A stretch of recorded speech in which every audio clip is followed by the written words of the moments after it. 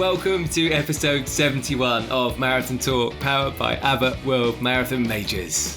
On this week's show, we meet a man who takes long-distance running to the very max. Dean Karnazes is an ultra-endurance athlete who's broken distance and endurance records around the globe.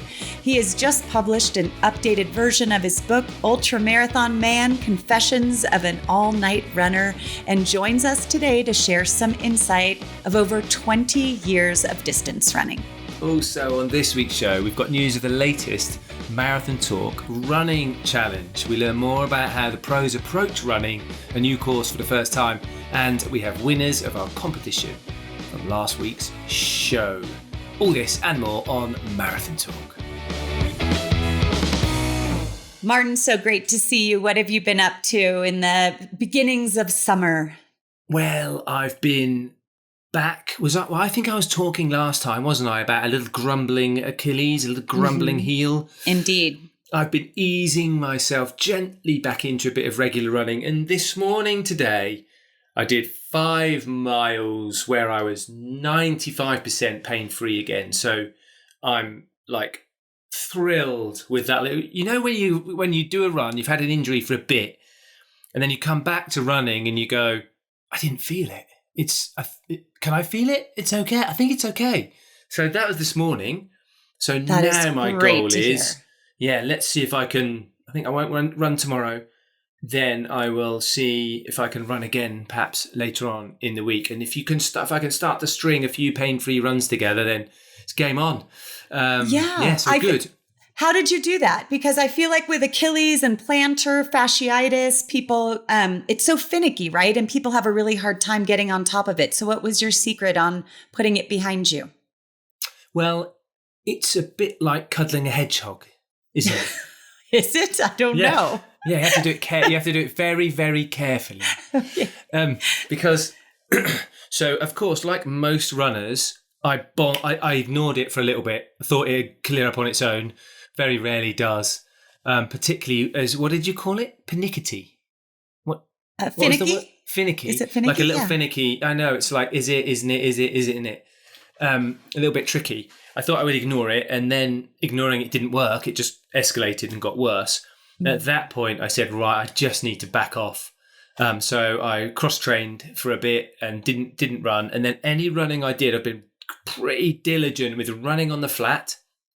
So I've only run on the flat, running in like my higher shoes. So I quite like a low contact with the ground, like a little lightweight pair of shoes. But I've been running in like my biggest trainers to give me the most support.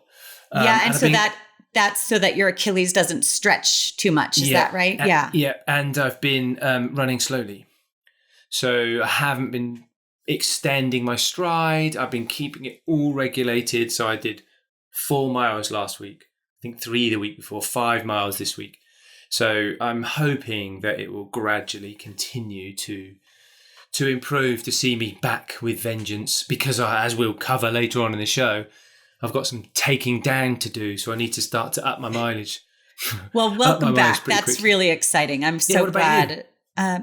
I've also been running, but thanks to our interview with Dean Karnazes, this week's guest, he challenged me a little bit, kind of challenged my thinking. And I think the beauty of these last 2 episodes, episode 70 with Jamie Ramsay, he challenged my relationship with running. I absolutely loved your conversation with him. We'll talk a little bit more about that in the show as well. So he challenged my relationship with running, and Dean challenged me physically to like not be comfortable. And he gave advice. One of the bits of great advice he gave in this episode was running hills for strength, that hills were just put in front of you to build your strength. And so what did I do? That, don't you? I went hill crazy. I saw a hill on this run the very day that I interviewed him, and I just ran every hill that was in front of me, every hill I could see.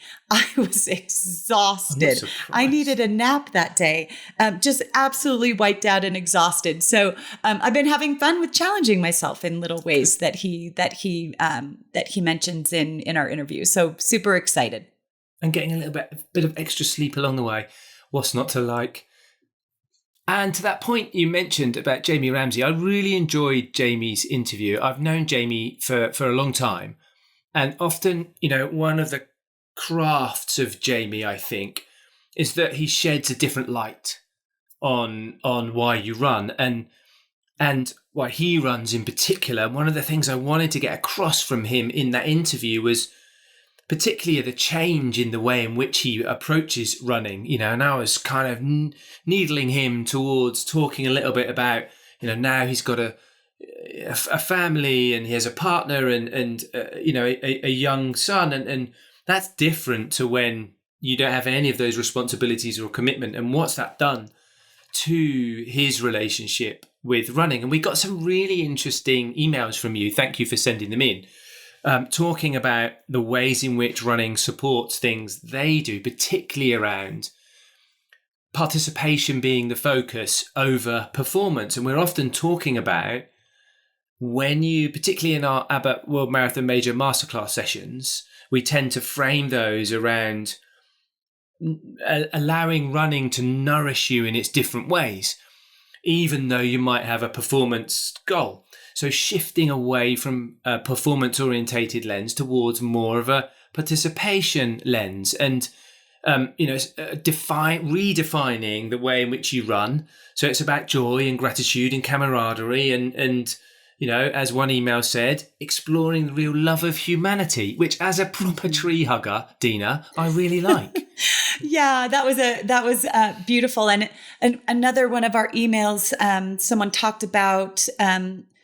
Sometimes our relationship with running is the outward expression of our limiting beliefs. And I think sometimes the devices we wear on our wrists give us feedback that is, we have to do more miles than we did last week, or a faster loop than we did, or sleep more and more of this and running faster, and running longer. It really made your conversation really challenged my thinking in this. And I do believe that it should be about the experience of joy and gratitude, but what we wear on our wrist doesn't give us that feedback. And so it's so interesting to balance that. How do we feel? Do we need to feel improvement? Do we need to improve? Or could we just run for joy, for connecting with our fellow runners? You're going to be barefoot running naked up hills around the Mammoth. Take great care as you explore nature. Nature. And I do have a pair of shoes. My favorite shoe right now that I run in just came in a nature bathing color wave. Oh, so this is like nature bathing. Great. Nature bathing. Just take those shoes and just bathe in nature. Just go run and explore nature. We're getting a bit too hippie now. People are going to be switching off. But back to the outward expression of limiting beliefs, that sometimes we trade in a bad habit for a running habit. And then our running habit becomes unhealthy, right? It's like an obsession, and it's part of our obsessive compulsive disorders or whatever. So I really liked the idea of rediscovering what running means to you, and encouraging our listeners to see if they could look at their running habit as an expression of their joy and gratitude practice, and see how that manifests on your watch, right? How does that balance out what the feedback on your watch is saying? Could there be a balance of that? Like maybe running with joy and gratitude and camaraderie and connecting with other runners can make us faster, because it's histochemically releasing different hormones in our body that are actually working to our benefit. So that interview was so fantastic, Martin. Good. Great job. Good. Yeah. Thanks to Jamie for being so open and vulnerable with his journey. Should we get back to reality though? You're doing Sydney. Oh, yes. So how can joy and gratitude make me faster? Yes, that's, I got a confirmation that I am in the TCS Sydney Marathon presented by ASICS, and I am so excited, which just means that I need to get my butt in gear, right? I need all the joy and gratitude I can get to make my miles faster right now. Yeah. And you'll be getting your 7th star. And am I right that it's going to be your first time back in Sydney since the Sydney Olympics in 2000. So it's kind of a neat 25 years.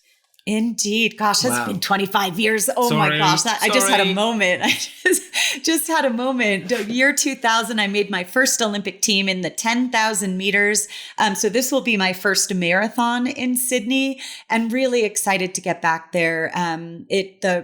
Wayne has done such a great job building that race up into a major event, and really Sydney, when Andrew and I were there for the Olympic experience, we confirmed, and to this day believe, it's the only other country we could see ourselves living in. Like, we just loved our time there. And it was mostly because of the people. Sure, it's a gorgeous, clean, beautiful, breathtaking city. But really it was the people that made it so over the top, fantastic experience. So I'm really excited to get back there and see what this 52-year-old marathon body can do. It'll be great. You'll love it as long as you approach it right. Now, of course, it's your first time running a marathon in Sydney. Never run the Sydney Marathon course before, although we've looked at it on the show. Like, how do you approach getting ready for a course that you don't know anything about?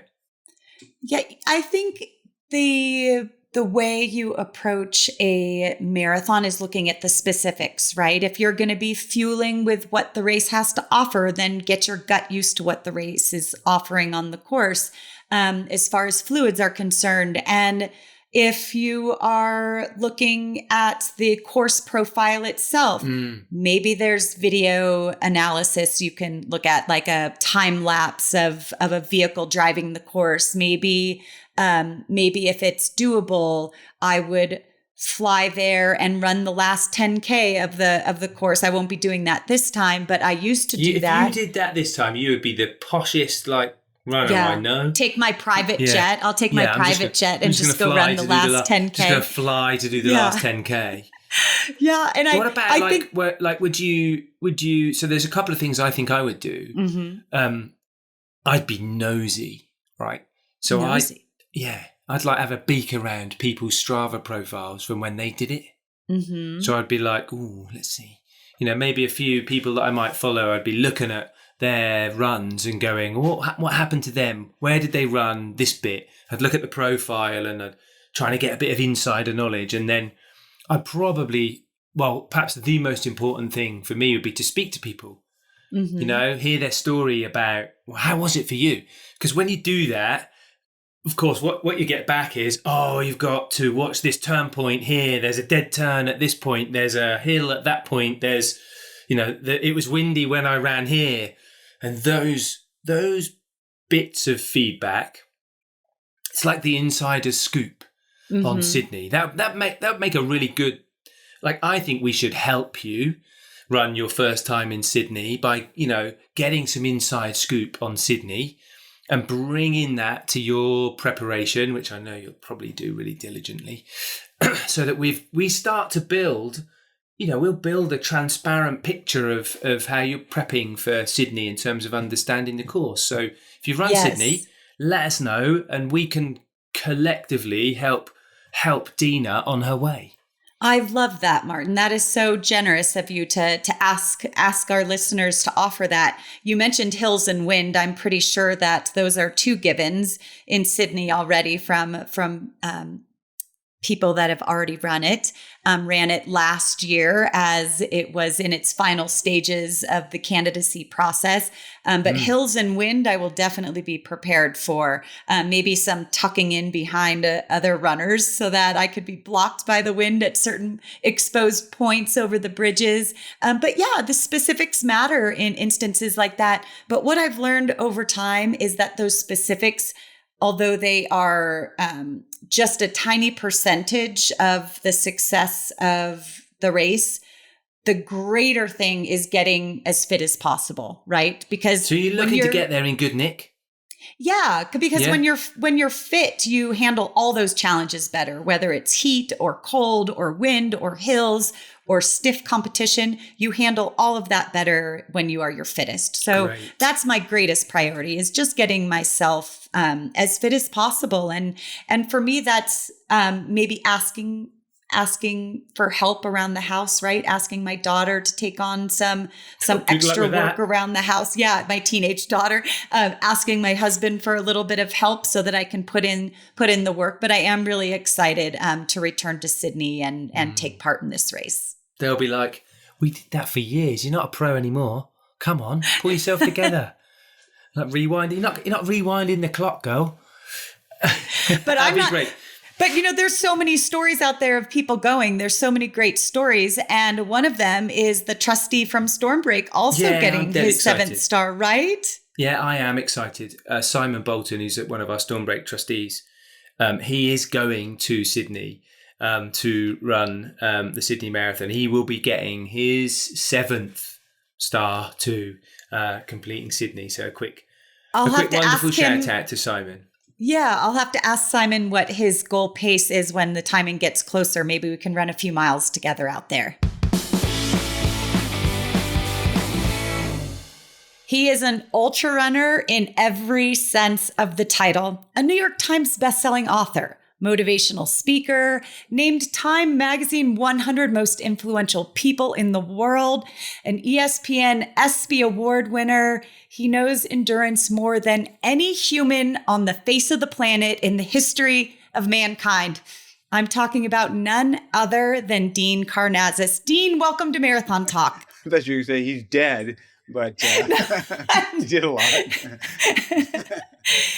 That's great. I could not wait to have you on this show as a guest. I know our listeners will learn so much from our conversation together. Ever since we had dinner together here in Mammoth Lakes, when you and your girlfriend were training here, I've just been so excited to continue that conversation with you and make sure that as many people as possible can tap into your wealth of knowledge. So first off, before I even hit record, you said that you were beat up. I was like, how does Dean Karnazes continue to get beat up when he has more mileage on the odometer of his legs than anybody in history? So tell our listeners what you've just been up to.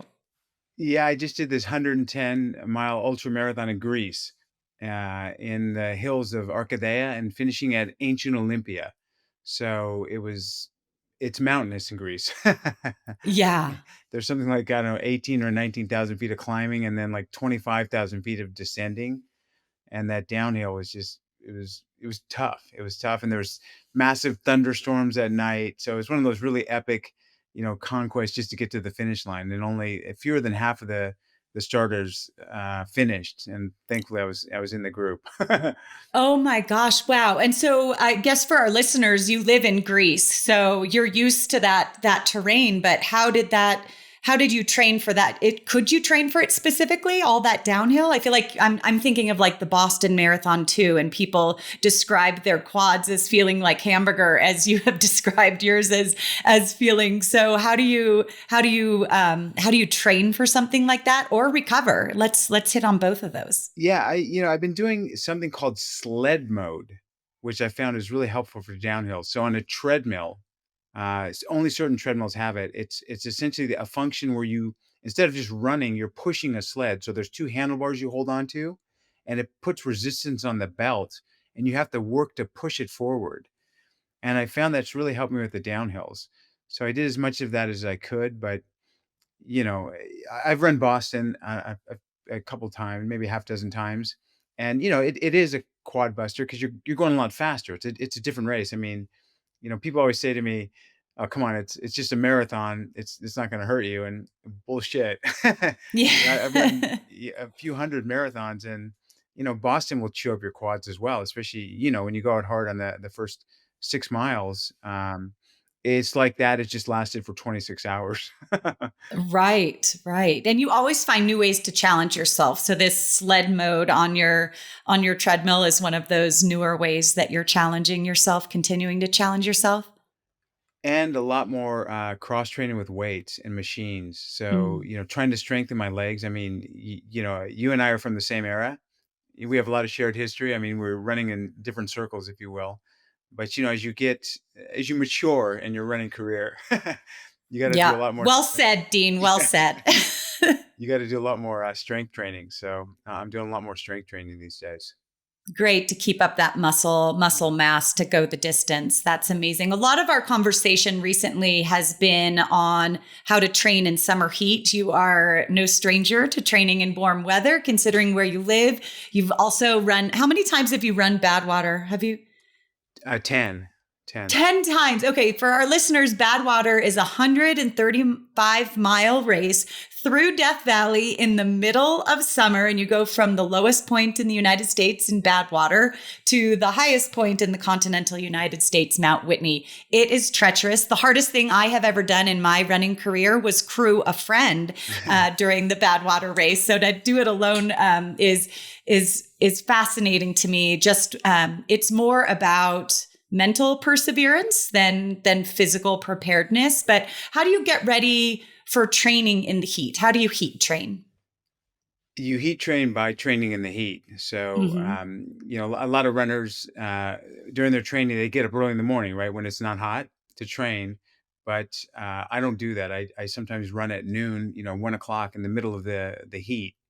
Wow. If you're running an ultramarathon, you're going to be out there, especially the Badwater. You're going to be out there maybe for 2 days in that heat. But heat is the poor man's altitude.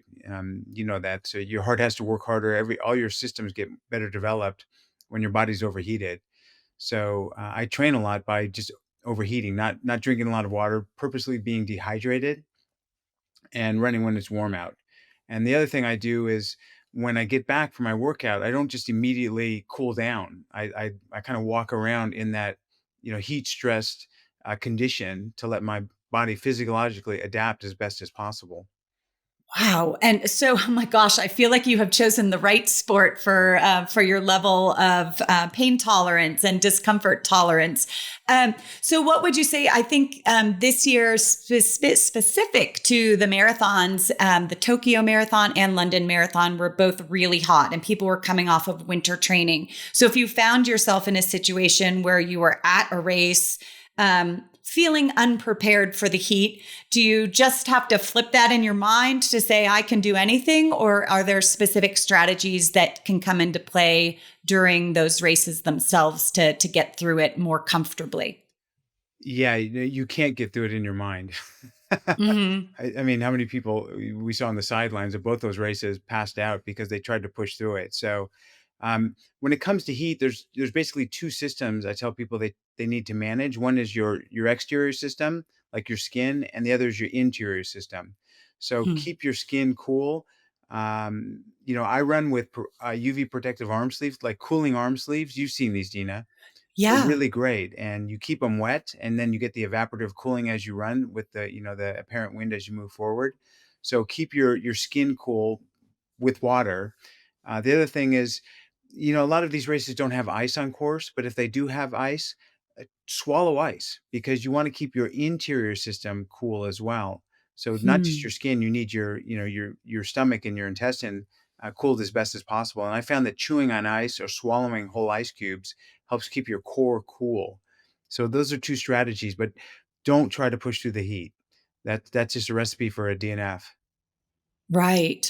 That's great advice. So you want to try to maybe stress yourself a little in training. I feel like I always tell people get out in the morning before it gets hot, but maybe adaptively allowing your body to go through the heat stresses in a strategic way, I guess would be responsible to go through the heat stress when it's available to them. We're talking about responsible activities and we're running marathons. That's kind of is that an oxymoron? Right out of the gate, that's irresponsible. But no, I think it's irresponsible not to train your body, and we're seeing this globally. I mean, you're seeing this as well in North America. Races that are in February, where it used to be people used to have worry about getting hypothermia. Now they're worried about overheating. In November, I mean, I ran the Athens Marathon last November, second week of November. It's always after New York City. It was roasting hot. It's in November, and they held this race later in the year, so it'd be cooler. So we're seeing this phenomena taking place globally, and I think it's just over the years in the future, it's going to continue in the same trend. So you really need to get used to the heat. You really need to develop a strategy. And, one thing that I know you do as well as I do is try to keep that direct sun off of your skin. So wear a Mhm. hat. If they have ice on course, you can put ice under the hat.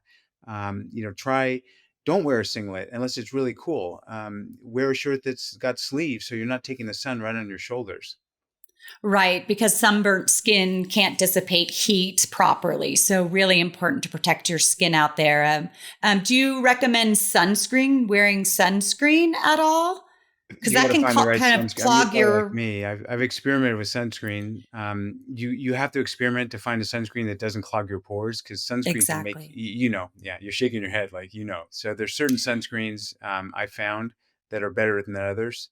I prefer not to have sun hitting me, but I do wear sunscreen, on the tops of my ears and things like that. But experiment with the sunscreen to make sure it doesn't make you sweat more. Right, right. That's super critical because you want your skin to breathe without being sunburnt. I felt like one of the greatest gifts I had was training for the Athens Marathon in 2004, trying to heat train and wear thin, long sleeves so the sun wasn't on me. And I felt like it really enhanced my tolerance for heat as well as made me perform better because I wasn't caked in sunscreen, and sun protection has always been a high priority. So find a strategy to protect your skin, people.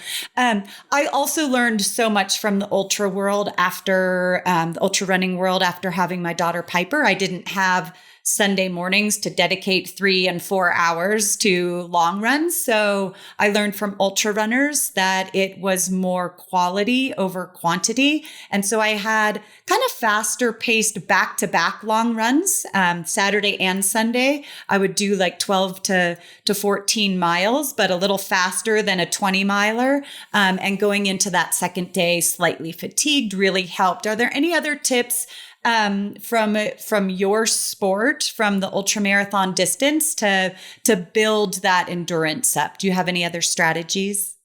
I mean, my personal strategies is a lot of hit training, so hill repeats. Mm. Probably like you, Dean. I can't accrue the weekly mileage I used to be able to hit. I mean, I can't do 100-mile weeks nowadays. I Yeah. just can't. So, like you said, more quality work on hills where there's a lot less impact when you're climbing. The other thing I'm doing a lot of is I just call it forced hypoxia. So nose breathing, um, Mm. forcing myself to keep my mouth closed. And it puts it revs up your heart rate. Everything gets put into overdrive. Your pace slows, so it's less pounding on your joints, and it's really tough. It's hard to force yourself to keep your mouth closed because you're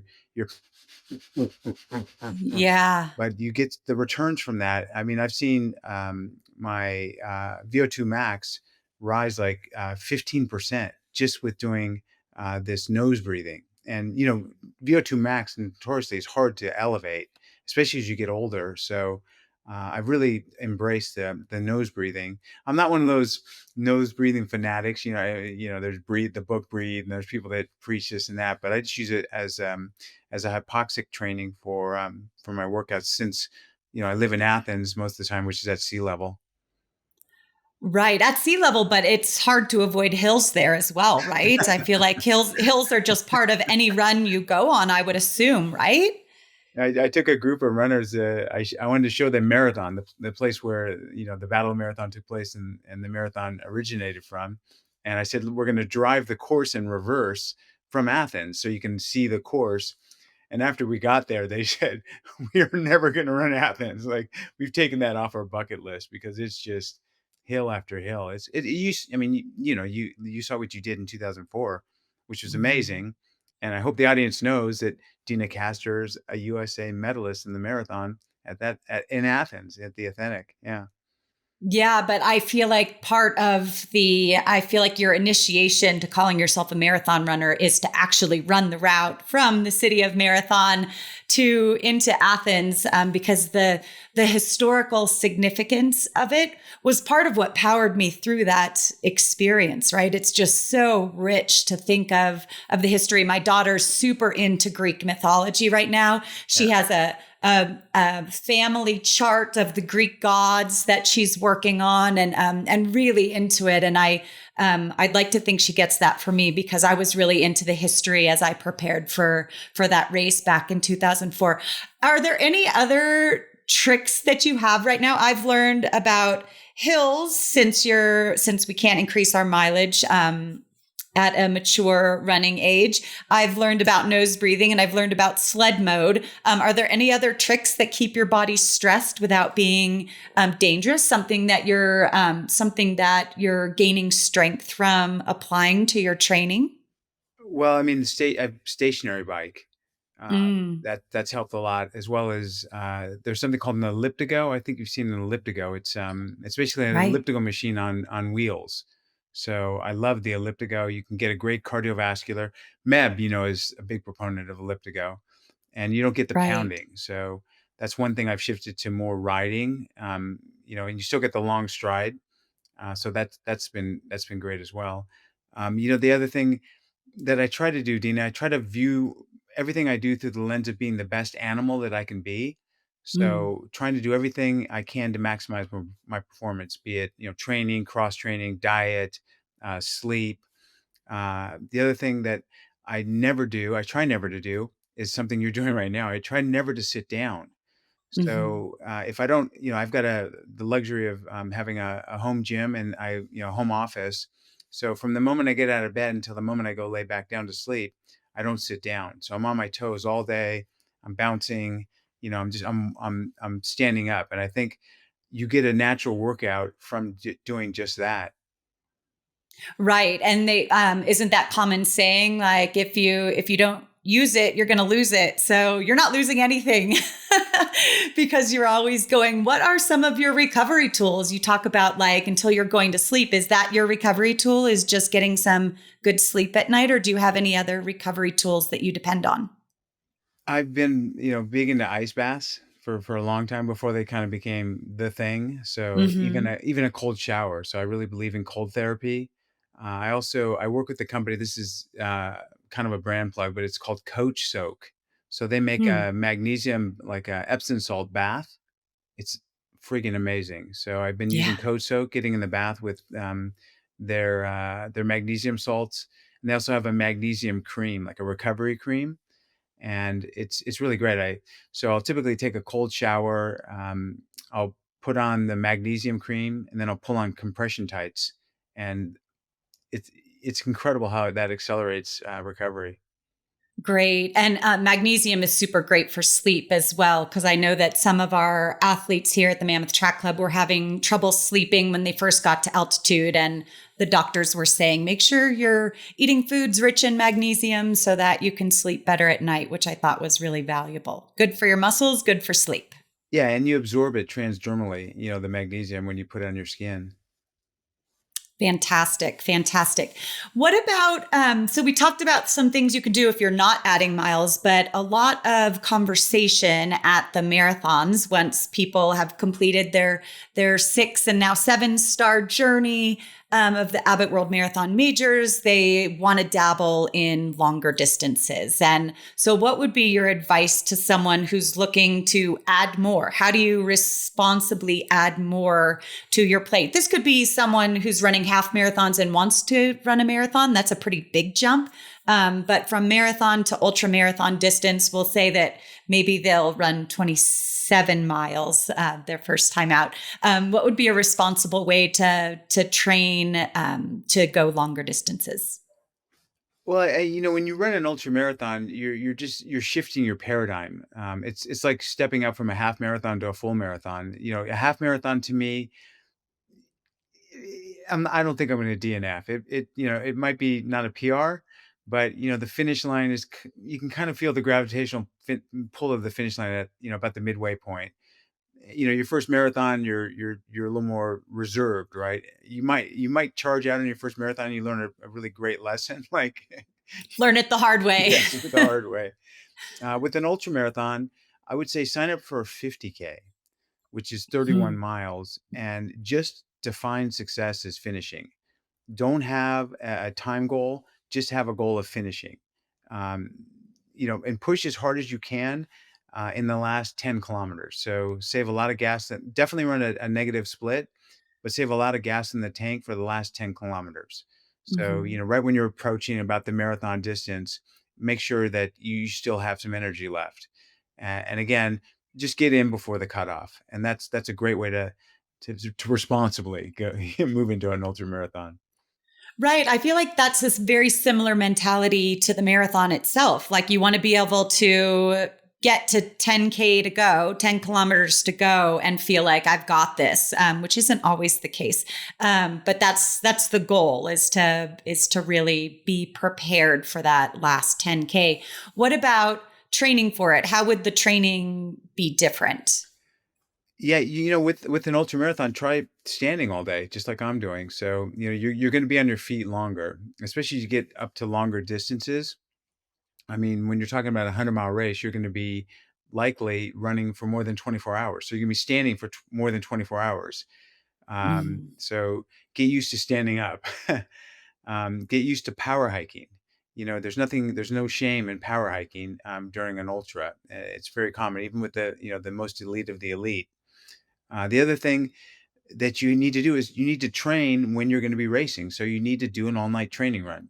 You can't, Mm. you can't just get up and run at 7 in the morning every day. Sometimes you got to run at noon. Sometimes you got to run it after work at 5 or 6 in the evening. And sometimes you just got to, on a Friday night, say, hey, I'm going to, bye, honey. I'll be home in the morning, and just go out for an all-night run. Oh my gosh, Dean. I feel like it reminds me of your world best at the longest run without sleeping, 350 miles. I feel like the not sleeping part is where I need the most training. I can be on my feet for a considerable amount of time, but my body needs 10 hours of sleep a night. So that'd be what I specifically would have to train, because that to me is just like a first alarm bells mental block is the not sleeping. So talk about getting through that. I mean, I need some advice. So I'm asking for a friend. Give my friend me advice on how to push through the absolute exhaustion when I'm sure you felt like you could fall asleep while you were running. Is that safe to assume? Yeah, well, I mean, first of all, don't let yourself get comfortable. Always Yeah. be a little bit cold, because when you cocoon yourself and you get warm, and it's the feeling.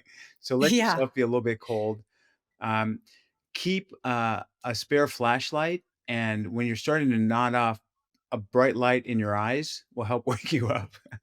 Yeah. So yeah, don't let it get too dark. Light up the trail Okay. in front of you. Light up the road in front of you.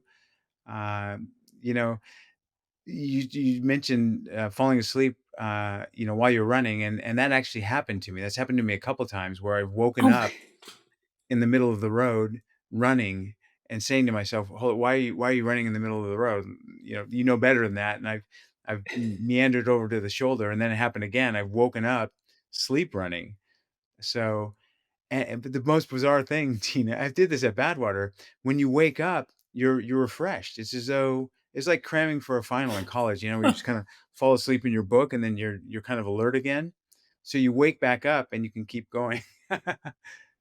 Okay, I promise you and my listeners that when I am like 7:30 at night and I'm starting to put on my pajamas thinking like, is it too early to go to bed? No, it's never too early to go to bed. I'm going to put on my running shoes and my running clothes instead and shine a flashlight in my eye and get out the door and go for it. I'm going to challenge myself. I need a good challenge. We should not get too comfortable. I love that. I'm going to hear it in your voice. The next time I'm thinking of how to make myself more comfortable. Like, what is comfort anyway? I'm going to have this existential crisis right then When and Andrew there. calls the insane asylum, don't blame me. Right. Be like, talk to Dean. Oh, he's booked in the same insane asylum as I am. What do you consider your superpower? If you were to think of like physically or mentally, what would you consider your superpower? Or maybe you have an entire arsenal of them. No, I mean, I think stubbornness. Mm. I'm pretty stubborn, and I think every runner at some regard is stubborn. But I also think curiosity. Like I'm still very curious to see what I can do to keep, even though I'm getting slower, can I keep going? Like, can I stay in the game? So new races and, new adventures. I keep a very curious mind, and I think that's kept me, and probably you as well, running when a lot of our peers are just completely burned out and have no interest in running, or, or ex-runners. Yeah, curiosity is such a great trait to have, to just like stay open to new ways to apply yourself, new ways to challenge yourself.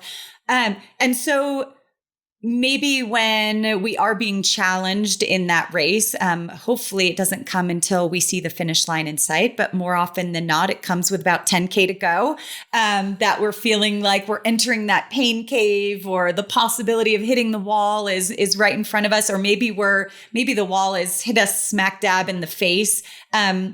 Do you have a strategy that works all the time to get through that moment, or do you just kind of have to work through it and figure it out uniquely each time?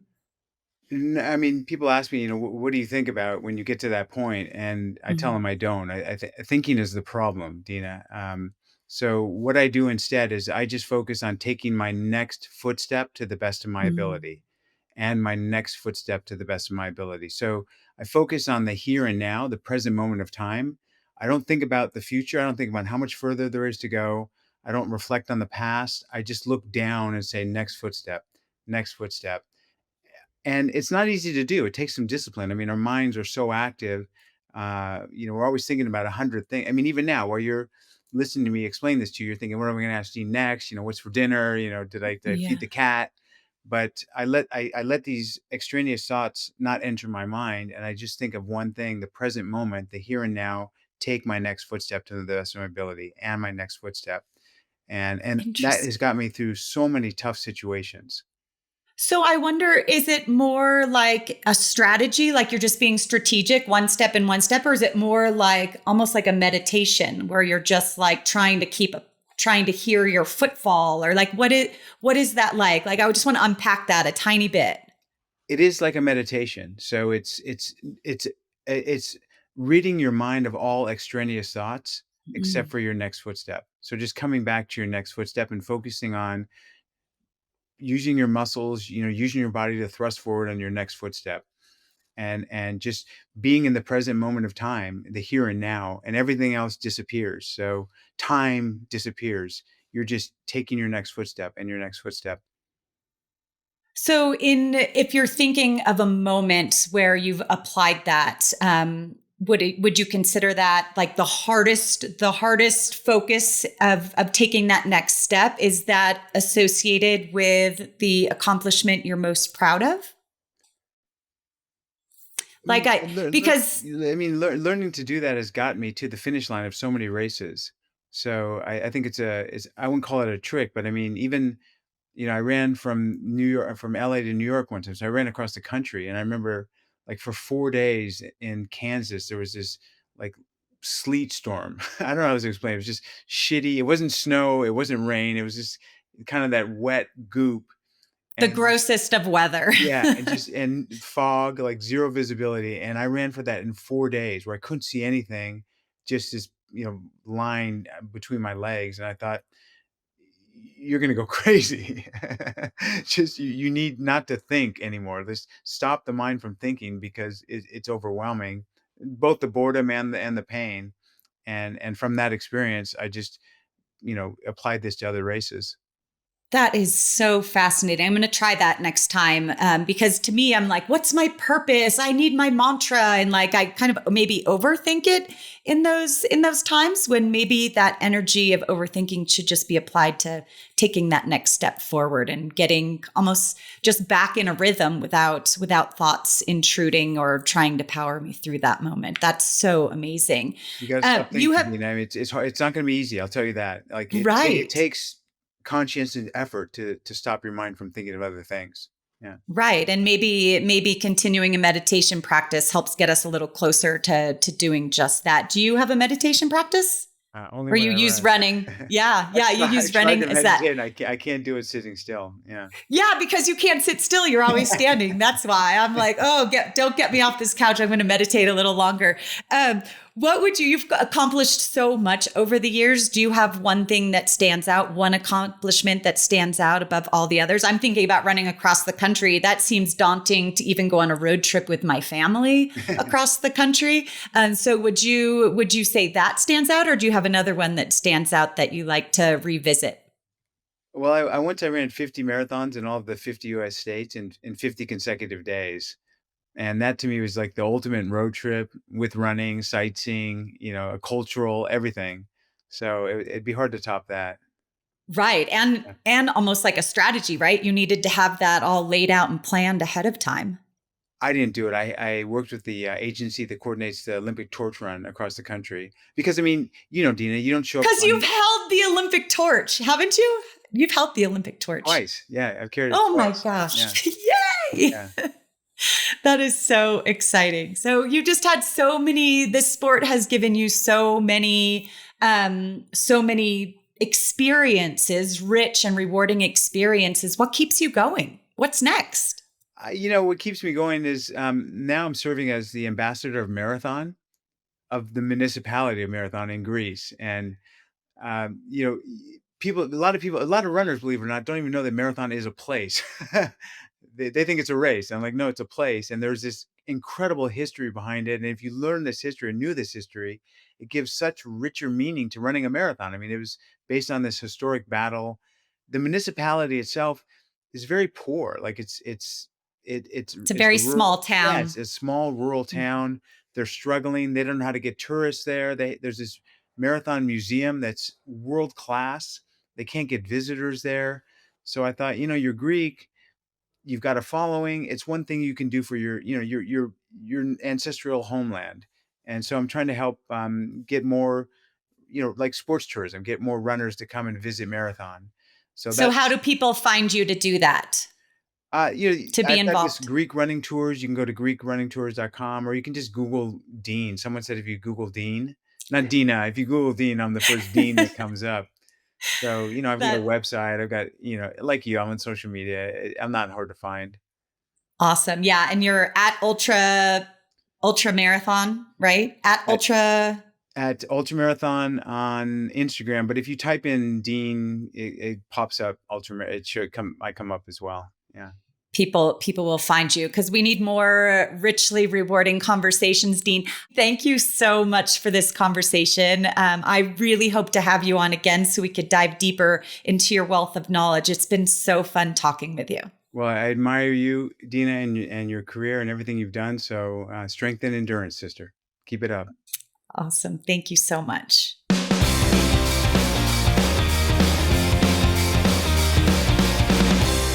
Right, we're going to talk Marathon Talk Challenge. Now, Deena, are you ready to be crushed? That depends, Martin. Are you ready to be dominated? Well, yeah, I'm lost for words at this point. But if you want to find out, you need to download the Global Run Club app. Sign up for the first Global Run Club running challenge that we've done here at Marathon Talk. The team challenge is now live. So you log into the app, you join either Martin's Mile Crushers, that's my team. Who named these teams? Was that you, David? Or Deena's Dominators. The challenge actually started on the 1st of June and runs to the end of August. I think it's most miles completed is the winning team, but we might adjust that to level it out because Deena, you've got more people currently in your team, so I need people in my team. Wait, this isn't a recruiting episode, Martin. You can't recruit people right now. No, of course I can. It's like pick your favourite, and at the moment, it's like you've got like many more listeners in your team than I have. So I'm like the sorry second placer here. No, so I'm already beginning this challenge as the underdog. No, whereas you're the shiny favourite. No, don't let him fool you, listeners, friends. This is not the case. The case is that we are almost dead even right now when we look at miles per run. I have 9.64 miles per run and you have 9.69. So you're actually a little ahead of me when we look at that by 0.04. Is that right? You have covered more miles than me, though. I know we've only done a day, right? So as at time of recording, well, we've probably done 2 days of this challenge. But your team have covered nearly 5,000 miles. Mm-hmm. That's impressive. Yeah. My team are like doing well, but languishing at 3,500 miles. But I've just got a little piece of advice, right? What my team's going to do, Deena, is we're going to treat this like a marathon, right? You don't win a marathon in your first mile, right? So your team, they've got all excited. They've gone out too quickly. They've bolted. Right, covered all their miles early. They're going to run out of steam, and I and my team, we are going to gazelle-like past you in the last few days of the challenge, leave you floundering, a burnt-out mess as we go towards the end of August. So lovely of you to put it that way, Martin, because I would like to say we just got on pace very early, and now you will just be looking at our backs for the next few months. We'd really love for our listeners to join us in this challenge. We would. Yeah. We would. Well, we really would. You're doing Sydney on the last day of the challenge, right? So we've basically got between... do you know what I really hope? I've just had an absolute nightmare thought. We get to the end of the challenge and there's like 26 miles in it, and I know you're doing a marathon. That's going to force me to have to go out and run further than you're running on the last day of the challenge, just to make sure that I do more than you do on the last day. I can't even begin to think about the pain that might cause. You know that our team is going to put us in a situation. Maybe this is like a big hoax to both of us. Like this is some game that they're playing behind the scenes, that we're going to be neck and neck until the last day. And I'm going to have to like run past the finish line, knowing that you're out there running 27.2 miles. In fact, Wayne's going to be stood at the finish line going, "Go round again, Deena, if you want to win that challenge. Round again." Right.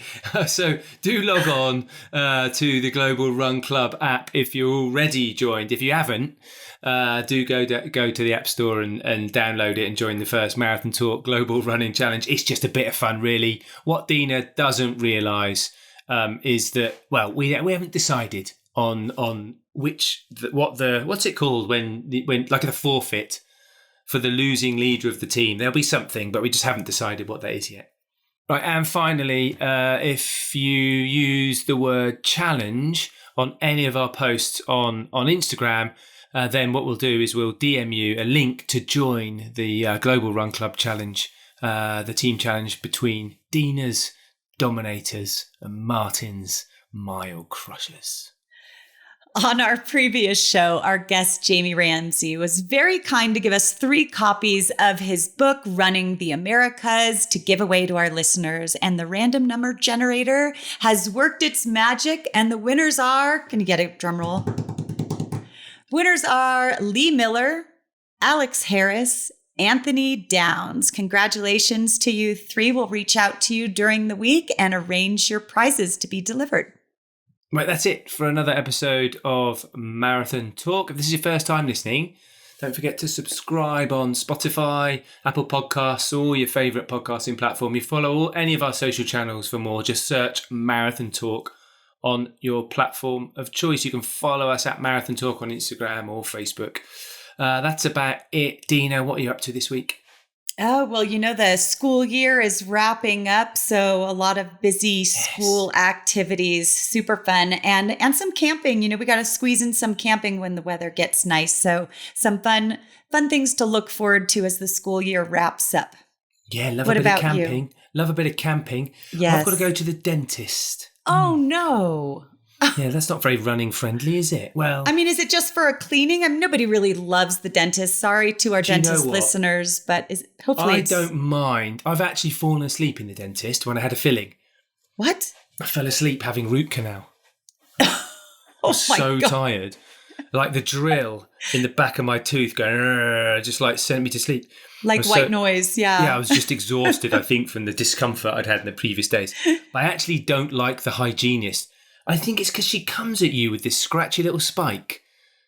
I don't know how, and this, like, she says, oh, this little water jet won't hurt. And it's like a piercing laser in your gum. Yeah. And then your gums are bleeding. Yeah. And she follows it up with this horrible little metal spike and then says to you, if you could just, spit that out. And it's like you spit and it's like, what have you done to me? So I've got the dentist, which that plus a bit more running, all should be fun. Oh my goodness. All right. Well, make sure you take care of that. Continue to take care of that Achilles. And for the rest of you, make sure you enjoy that run wherever it takes you.